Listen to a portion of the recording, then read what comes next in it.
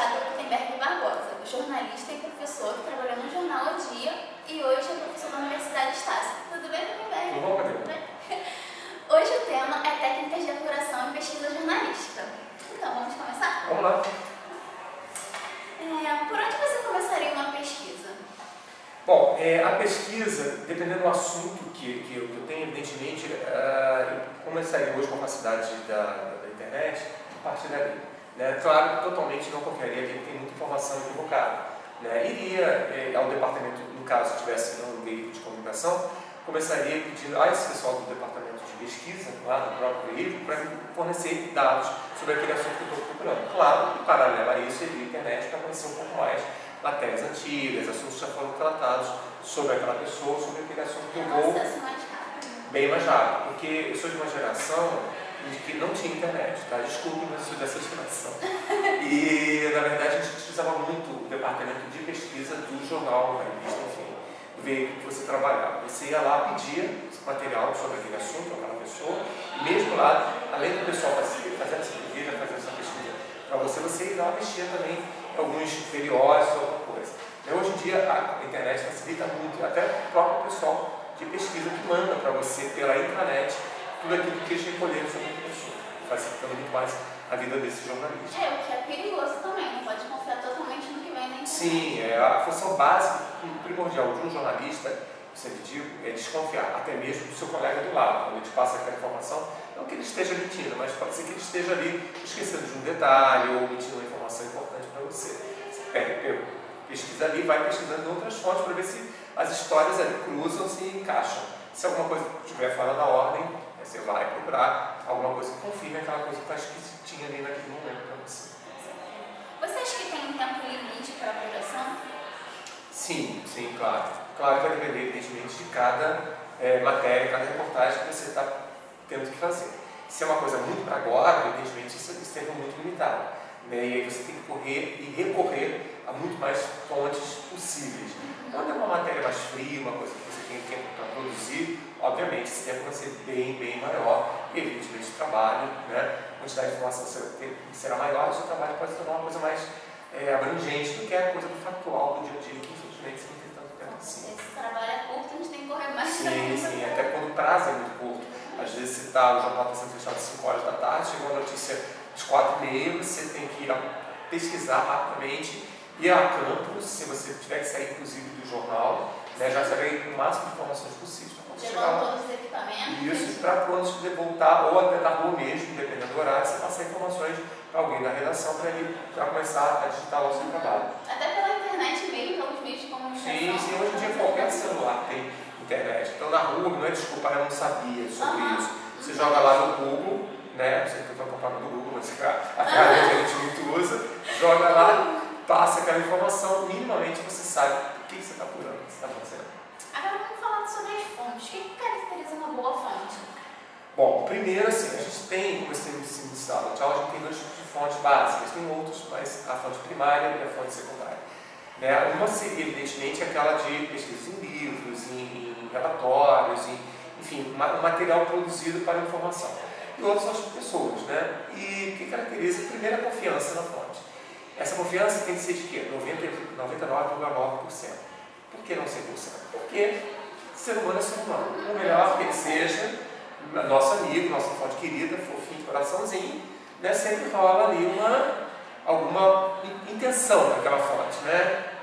Então, essa 0,1% é a desconfiança que a gente tem.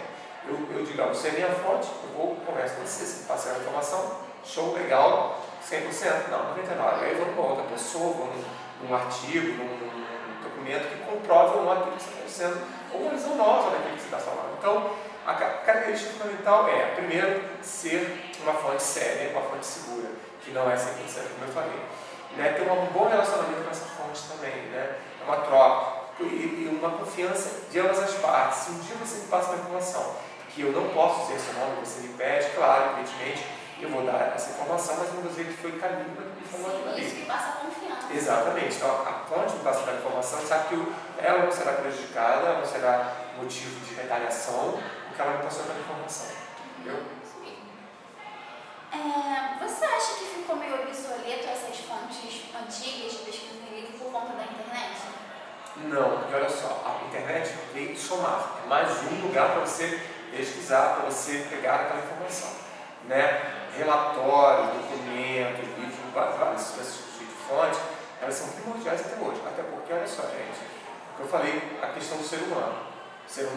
Quem produz ali aquele texto é o ser humano. O ser humano pode estar mentindo, o ser humano pode estar inventando, pode estar fazendo qualquer coisa, equivocado, exatamente, né? Então, nada melhor que você ter aquele tipo de fonte, claro, para te ajudar, e conferir com outras fontes, sejam humanas ou outras fontes materiais, um vídeo, um áudio, uma leitura de alguma coisa importante. Tudo que vier para você, você recolhe como informação e ali você vai separando, né, aquela velha frase, o joio do trigo.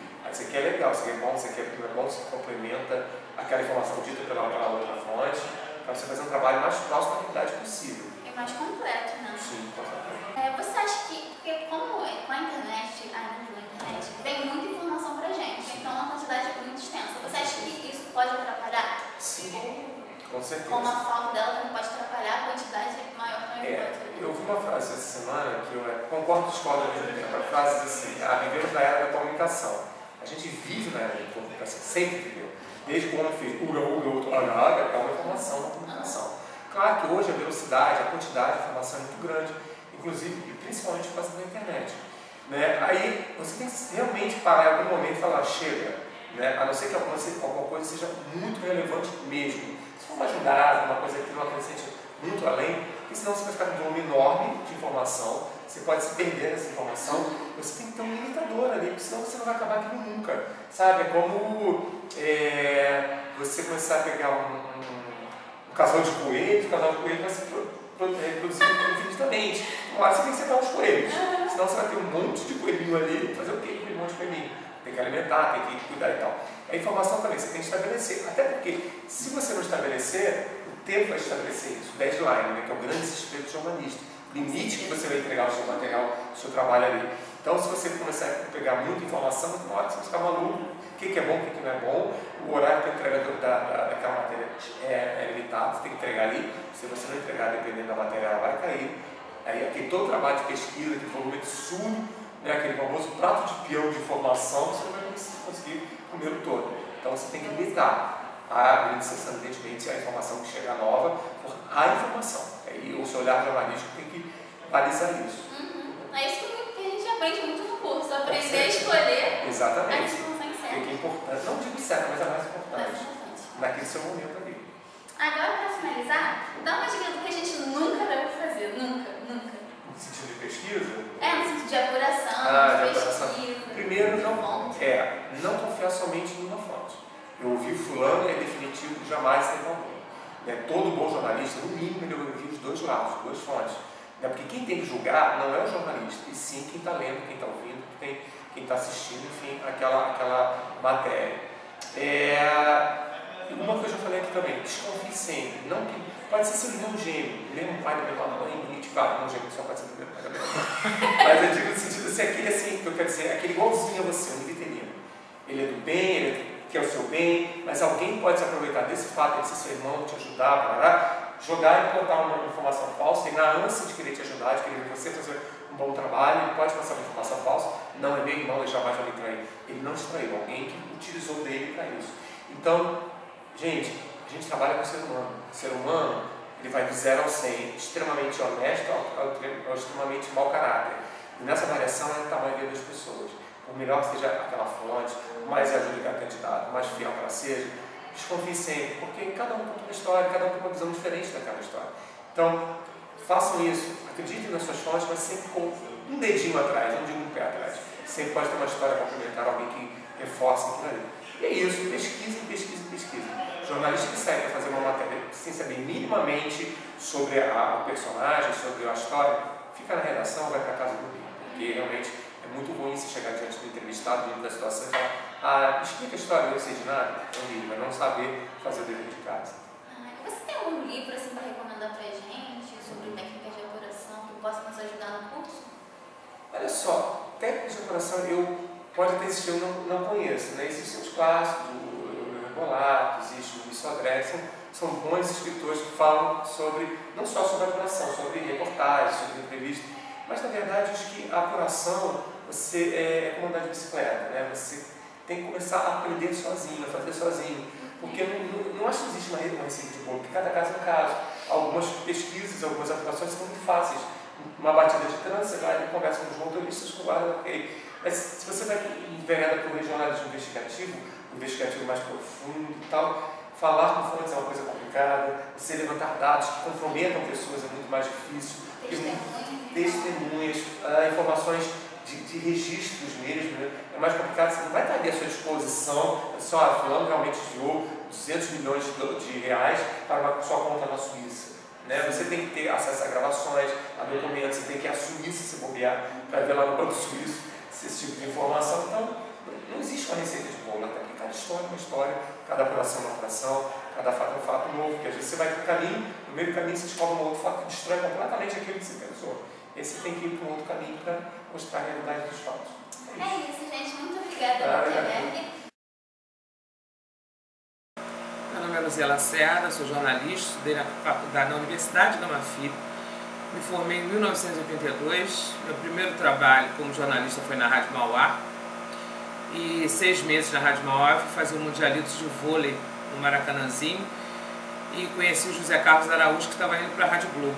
O José Carlos me convidou para ir para a Rádio Globo com ele, eu fui, e a partir daí eu passei por todo o sistema Globo. Eu trabalhei no Jornal Globo, trabalhei na TV Globo, Revista Cruzeiro, Tribuna da Imprensa, na época da repressão, fecharam o jornal, eu tive a honra de estar lá, de estar participando, Revista Cruzeiro, editei a primeira revista oficial da Liesa do Carnaval, estou no Carnaval há 33 anos, 33 anos eu faço Carnaval. Então essa é a minha história. Carnaval não é a minha parte preferida da imprensa, a minha com certeza foi polícia. Fiz polícia durante 5 anos, tive a honra de acompanhar o delegado Hélio Vigio em várias investidas. Abandonei o setor de polícia quando, numa dessas, com o delegado Hélio Vigio, levei um tiro de raspão. Fui foca, tive a honra de ser foca de Albeniza Garcia do Dia, uma grande jornalista. Então eu acho que a minha história de jornalismo, eu hoje me sinto bem sendo assessora de imprensa porque eu tive uma história de jornalismo. Jornalista investigativo, um jornalismo participativo. Me sinto feliz com a minha profissão. Hoje é com Luzia Lacerda, jornalista, assessora de imprensa e produtora. Luzia, como você começa uma pesquisa? Bem, se a pesquisa ela for voltada para uma matéria investigativa, sua primeira opção é estudar o perfil de cada um dos envolvidos e depois estudar fato a fato, buscar os fatos parecidos com aquele caso para que você realmente consiga montar uma história. Como é a sua relação com as suas fontes? Como você lida com elas? As fontes é o que o jornalista tem de mais precioso. O mais importante é que ele preserve as suas fontes, porque são elas que vão te alimentar a carreira inteira. Além de preservar, ele tem que ser muito coerente, muito honesto. Você não é obrigado a revelar a sua fonte, e muitas vezes quando você revela uma fonte, você não só queima a sua matéria, mas como queima todos os outros amigos.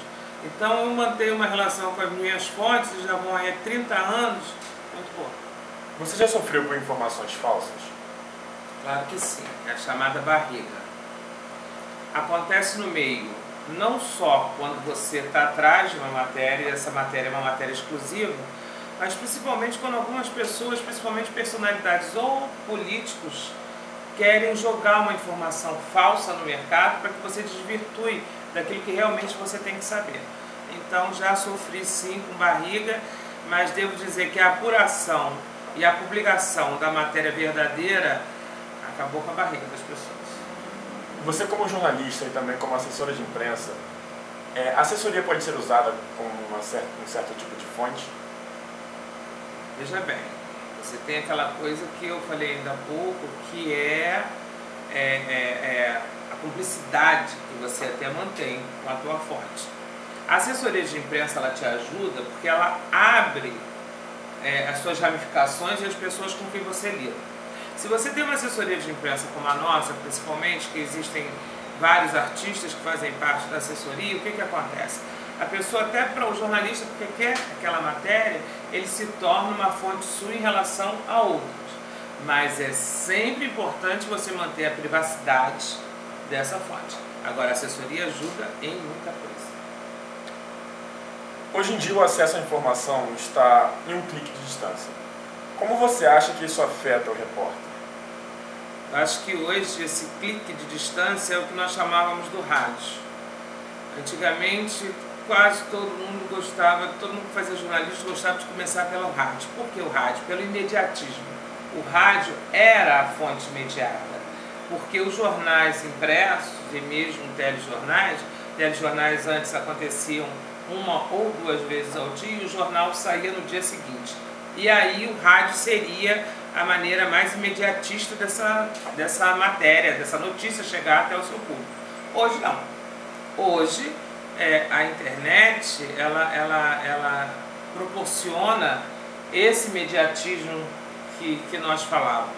Então eu creio que hoje os jovens que estão se formando optam muito mais pelo trabalho nos veículos de comunicação de internet, exemplo G1, do que basicamente o jornal escrito ou a revista. Existe algum perigo que a internet pode trazer para a profissão hoje em dia? Todos, principalmente a cópia. A pesquisa é muito importante para o jornalista. É importante você pesquisar a matéria no seu todo, com todas as ramificações que elas apresentam. Ou seja, nos personagens envolvidos, no local envolvido, no ambiente, na matéria que se apresenta. Só que hoje, com a internet, existem alguns coleguinhas que vão lá simplesmente fritam e colam. E com isso ele não exercita a mente, que é o melhor. O melhor de tudo é quando você monta tudo isso, e antigamente era assim que a gente fazia, a gente montava na parede, e você ficava ali olhando, e você tinha que raciocinar, e aí você descobria o fio da meada. Hoje, quando você printa e cola, isso não acontece. Quais são os métodos de pesquisa antigos que você acha úteis, porém menos usados? O boca a boca. Bloquinho na mão, canetinha na mão. Vamos lá, bate na porta do ML, bate na porta da delegacia, vai tomar café com o delegado, conversa, sempre tem um escrivão que quer falar mais, que quer ser amigo de um repórter, aí diz, eu tenho um amigo jornalista. Eu acho que isso é impagável. E para terminar, você tem alguma dica do que não se fazer no início da profissão, ou até mesmo durante ela? No meu tempo nós tínhamos um ditado que dizia o seguinte: é importantíssimo que o jornalista seja persistente, mas jamais inconveniente. Existe uma linha muito tênue entre essas duas posições, mas existe. Eu acho que essa é a melhor dica. Muito obrigado pela sua participação, Luzia. Obrigado a vocês. Bom trabalho.